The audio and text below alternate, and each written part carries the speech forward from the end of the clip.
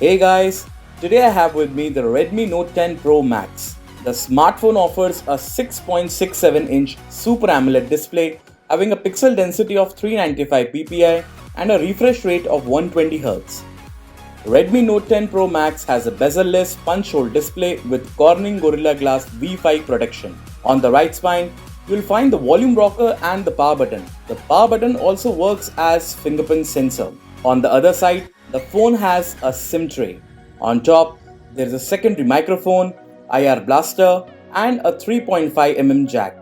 The bottom of the phone features a USB Type-C port and a speaker grill. Redmi Note 10 Pro Max comes with a quad camera setup with Redmi branding at the bottom. So that's all as far as the design is concerned. Now let's get into the details about the internals. Redmi Note 10 Pro Max comes with a Qualcomm Snapdragon 732G chipset with 8nm fabrication.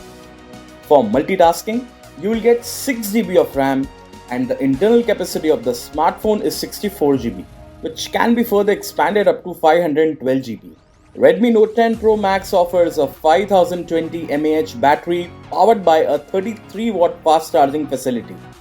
Coming to the camera aspects, the phone features a 108-megapixel quad camera setup and includes a 108-megapixel primary camera supported by an 8-megapixel ultra-wide-angle camera, a 5-megapixel macro camera, and a 2-megapixel depth camera.